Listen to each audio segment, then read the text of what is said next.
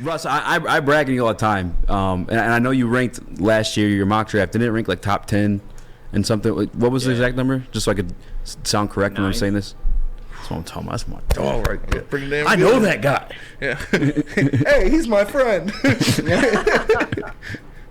All right, Russ. So last week we had someone in the Woodward Sports chat. They hit us with a question they wanted to ask about late round quarterbacks.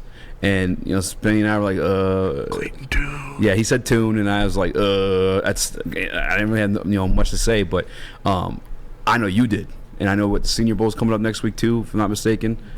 Lay it on us. What's some late round quarterbacks that the fans can look forward to? Well, we'll start at BYU. Jaron Hall, the 6'1", 200-pound quarterback that replaced Zach Wilson.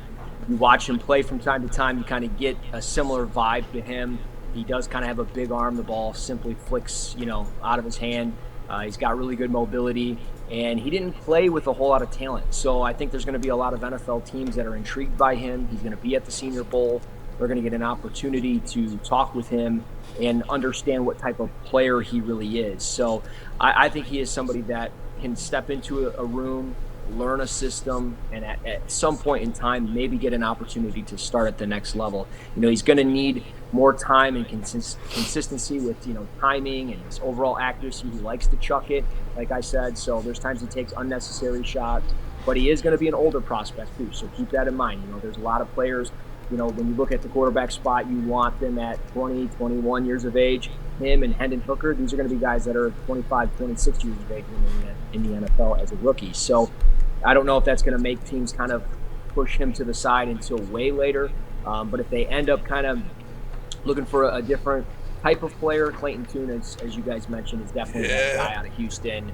6'3", 215. He looks like a prototypical quarterback. Like, he looks like, almost at times, like when he throws the football, he kind of like looks like Daniel Jones, but without all the mobility and stuff like that and all the accolades that he got at Duke. He just plays for a super small school at Houston, was doing some really good things, but kind of took a year down this year as far as overall play. I think arm strength might be in question at times. I thought there were times that, he would unleash on a 50 or 60-yard pass and it was a little bit underthrown. So I think ball placement in certain areas could definitely be a thing. But Clayton Tune, Jaron Hall are definitely my guys. And I will say this, Max Duggan from TCU, I would roll the dice on this kid. 6'2", 215, he's a winner. He's done really good things the last 2 years. And he's kind of that plus-size, dual-threat quarterback that fits today's game. And maybe he's the next Taysom Hill or something like that. But that doesn't mean your locker room can't have a guy like that. So if you've got a veteran quarterback that you're looking to maybe bring in and you're trying to develop, and you want to develop your team in other areas and you feel like there's a rookie that you could bring in and potentially develop, I think Max Duggan could be that guy, also a Senior Bowl guy. So we'll get to kind of meet with him a little bit next week, and I'll get to kind of pick his brain. I'm excited for that. Yeah, definitely. I like some of those names. Obviously, Max Duggan was a big target. You saw what he did in the college football playoff. That really turned people on to him. Pause. But another guy that people have been talking about a lot, that people at Woodward here have been talking about, is UCLA's Dorian Thompson-Robinson.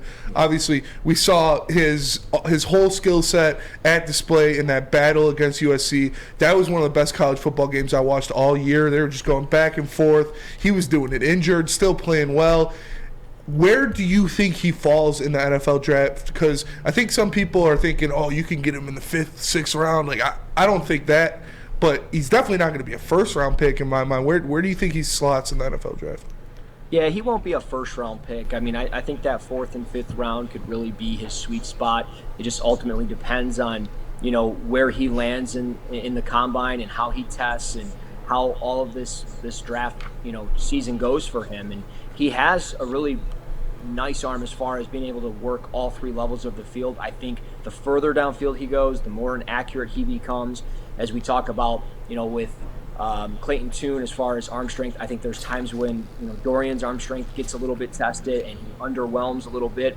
But when you look at mobility, he is somebody that can move, man, and that's a difference maker. And there's a lot of nice stuff within his game, and he's certainly one of those quarterbacks that you can add to the list.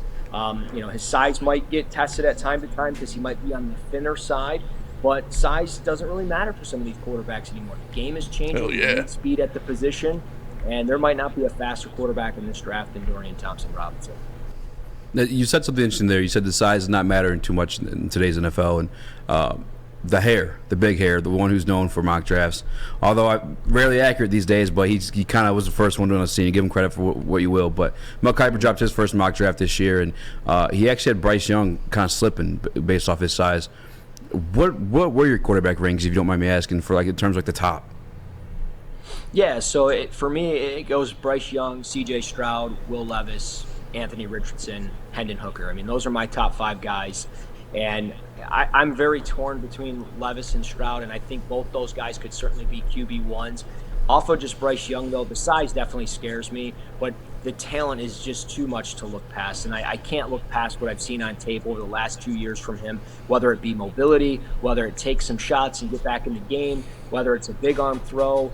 He is just what teams are looking for in today's type of quarterback. And it didn't make teams shy away from taking Tua or, Kyler Murray or even Russell Wilson, even though he was a 3rd-round pick. It just – and I get it, Kyler and Tua, those guys are a little bit thicker with their lower half. Bryce Young is not. He's kind of looks like he's built like a slot receiver. But at the same time, like he plays the position a lot different. So I can understand why somebody like Kiper or people in the league have their, concerns about him. But I just ultimately look at him and I say, man, the arm jumps off, the mobility jumps off. He won a freaking Heisman. Like, this guy is the real deal. And I get it. Heisman Trophy winners don't always, transition into the NFL. But when I look at a team like Houston that has such a bad roster, I mean, they're straight booty, right? Like, they are terrible when you look at the roster. They need a spark in their franchise. Why wouldn't you take a guy like a Bryce Young? Because when you look at Stroud and Levis, there's a lot of questionables there. I mean, Stroud, the great performance against Georgia, where's this been back-to-back years against Michigan? Where is it when you're playing, Rutgers on the road or you're playing Iowa on the road? You struggle at time to time. Will Levis, you didn't have a bunch of NFL talent around you this year and you struggled. Well, you're going to be a top 5 pick in the draft. You're going to go to a team where there's not a lot of talent around you. So what are you going to do from year 1 and 2?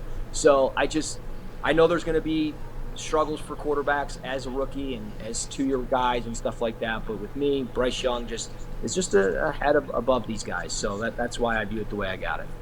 Yeah, that's for sure. And we heard Brad Holmes talk about addressing the quarterback spot and what's going on there, and saying that he believes that sitting someone behind a Jared Goff holds a lot of merit. Now, if they end up deciding to do something like that and addressing it in the draft, do you think the Lions would go after someone who is similar to Goff so they wouldn't have to change much, or kind of what fans are asking, like a mobile, I don't want to say dual threat, but at least somebody that can move around and make some things happen with his legs? All these guys are more mobile than Goff. Yeah, that's fair. Yeah, I mean, I think that they could very well look at that. I mean, I know that as I said, it's definitely important in today's game, and I do wonder if they're going to value a kid like Anthony Richardson. I mean, I know at least from what I heard back in November, they had been to Florida games 5 times at that point in time with their scouts. So, I mean, that's a pretty significant amount.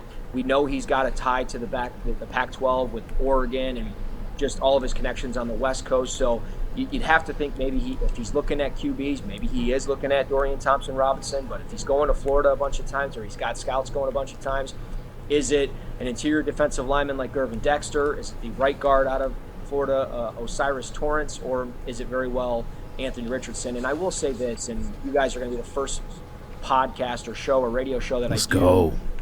As far as saying this, and I'm not ashamed to say it, and I'm going to say it probably all off season, but it hit me the other day. And when I look at Anthony Richardson, I have no problems with his skill set as far as size, mobility, the big arm, but he is so reliant on that big arm, and it really worries me because it reminds me of a previous quarterback that we saw back in 2017.